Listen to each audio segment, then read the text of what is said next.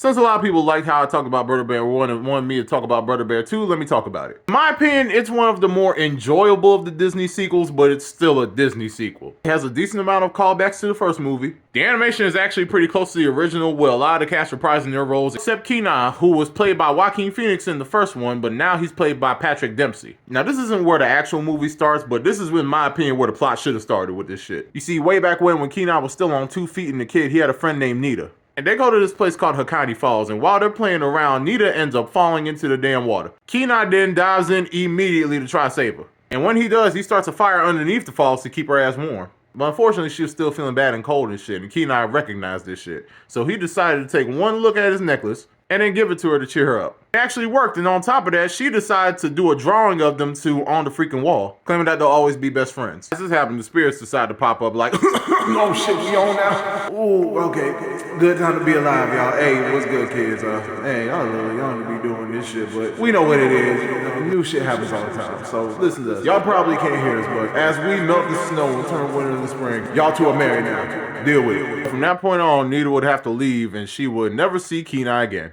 Now, Kenai was dreaming hard about her ass, and I can't blame him. Early on when the movie started, he was passing by every animal that was trying to get down. Even the moose was trying to get some, but they fucked around and hit on the wrong one. They thought this shit was a moose. Bro says shit, the bike say wildebeest, but the ass says moose. Hell, even Tug's big ass trying to tell him, hey yo bro, you better get some hoes, man. I'm about to get my fur wet. Shit, you better figure your shit out. Fuck that cup for a little bit. Yeah. Kenai, who the fuck is Nita? Fuck you doing on the top of me? Who's Nita? Hey, you was singing that shit in your sleep. Nita, Nita, Nita, Nita, Nita. You one of your old hoes? Oh, yeah, man. Shit. From a long time ago. Like, we were kids and shit. A kid like I am right now? Shit, no, not like you. We weren't no bitches. Now, come on, let's get the fuck out here and get some berries. Present day, Nita is of age and about to get married to the strong man of the tribe named Atka. Before they could seal the deal, the spirit said, fuck that. Who the hell allowed this shit? Honey boo, you think you slick? You ain't about to two-time our main man, Kenai. What the hell is wrong with you? Look, you can't hear us directly, but we gonna make sure we heard this. We gonna split this shit up right here. Ain't no man getting you held in matrimony to your ass right now. And fuck your father too. It is just you and Kenai when you find his ass. Good luck. She goes to the shaman voiced by Wanda Sykes. Spirits told her, man, bitch, your ass is already married. You crazy as hell. What the fuck married? To who? To the motherfucker that gave you this shit. Look at this little cheap ass nigga. What the hell is this? Kenai? The bear boy? Actually kind of cool that they know that he's a bear, because as far as I can tell, ain't nobody keeping that shit a secret. Now, at first, the shaman's like, you married right now. There ain't nothing you can do but accept that shit. But even the spirits was like, fuck that. We got divorce policies too. We ain't cool. All she gotta do is take that amulet to Hakani Falls and burn that bitch on the equinox. And she gotta do it with Kenai, but unfortunately, he's a bear now. So to help her out with her quest, the shaman and the spirits decide to update her with that animal speech DLC. Kenai and Coda are out here looking for some food and shit, but then they smell something coming. And they see what they believe to be a hunter. Coda's hiding, and the hunter is just right out there. Right before Coda's about to get found out, Kenai decides to go Big Brother Bear and pulls up on the damn hunter. Man, don't try that human shit. I was human before this, bitch. What? Damn, you fine. Nita? Ow, damn, what the fuck? Hey, go, bitch. Hey, calm down. It's me, Kenai. Kenai? Look at you. Damn, I know you were a bear, but I didn't think you'd be, big ass bear. I thought you'd be something smaller. Shit. I mean, look at you. You making me wish I was human. God damn. Wait, how the fuck you understand what I'm saying? Oh, the spirits did something to me because I need your help with something. Okay, tell me. I'm all ears. Shit, what's going on? Why the hell? Remember this? You kept that shit? After all this fucking time. So me and you gotta take this shit to Wakani Falls. Like, we're kids and shit? Yeah, and burn it. What? Bitch, why? It's nothing crazy. I just can't have any soul ties. Bitch, that is crazy. No, look, for real. Look, we were kids and we accidentally got freaking married, and now because of that, I can't get married to this other guy. Okay, let me think about this. Nah, fuck that bitch. What? Yeah, we staying married. Shit. Matter of fact, where the hell you been? I've been seeing you in a year. Look, come on. You gotta do this for me, please. I just need to get married to this guy. Hey, yo, bro, who this? Ah, shit, I forgot. Hey, yo, this is my brother Coda, Nita Coda. Oh, shit! You're the one he was talking about last night, saying your name in his sleep. Shit, man, that's crazy. No, it's true. Motherfucker was just like this. Nita. Okay, as you can see, we about to get the fuck up out of here and eat some berries and shit. So, good luck with your amulet burning mission. Hey, yo, you can't do that shit. We need to do this shit together, bitch. Nope. Okay, don't you run on me. You gonna be missing me. Shit, not enough. Fuck around and find out. Alright. Fine. Watch the spirits turn your ass back into a human and see what fucking happens. You'll be crawling back immediately. Ah, hold on. You make it turn your ass back? Hell no, bro. You know they don't do that fucking shit. How do you know? What does it mean if you don't help her out? We're not gonna be brothers anymore? No, fucking course not. You fucking bitch gaslighting shit. Fine. Hey, bro. We gonna handle this shit and then we're gonna be eating all the fucking berries. I promise you. Pinky swear? Pinky swear. All right, cool. Let's get going. So they start going on the journey, and Coda's out here dry snitching on Kenai being a dumbass throughout the whole time they've been knowing each other. And then this time, the moose start trying to spit game. These other two mooses that look like they're complete gender opposites. At first, Kenai offers his help, even though Nita's like, man, fuck that shit. But he's like, you know what? I'm a ladies man, bet. I promise you, we'll be over this fast. You ain't got no fucking game, bitch.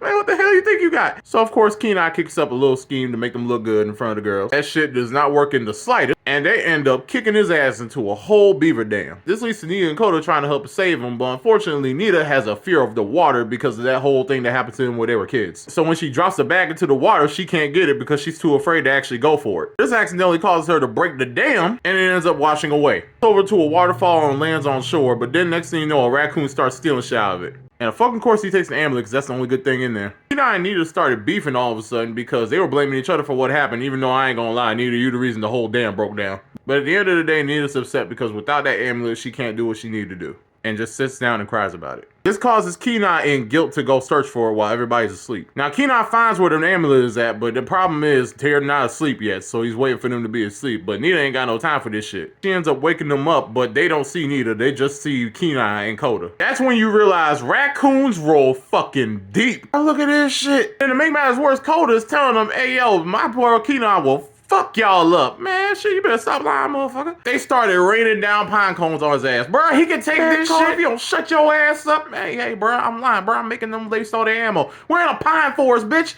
They ain't gonna run out. Oh, yeah. Okay, maybe this might take a while. You think, bitch? After some Tarzan-like shenanigans on Nita's part, they eventually get that shit back safe and sound, and Kenai and Nita are actually enjoying each other's company because of this shit. Later, they run into the moose again, and they're trying to get some natural scent on them to make them look good and smell good in front of the ladies. Unfortunately, all it does is make them smell like ass, so Nita decides to give them a woman's touch on this situation. And that's when they use Coda as a whole babe magnet. And it not only works because they played it off real well, at least he did. This man started fumbling the bag, and this man had to end up pulling off the two-man successfully by his fucking self. They both left with him. And the only one because now with Nita and Kenai low-key flirting and shit, Coda is kind of getting left in the dust. But then the relationship actually got deeper. At one point where they were supposed to cross the river, Nita ends up falling in the water and that fear kicks in again. And at first they make fun of her for it because they thought she was just afraid of fish. Kenai realizes she's really disturbed and shit, and he's like, oh, Coda, hey, yo. Coda, calm the fuck down, bitch.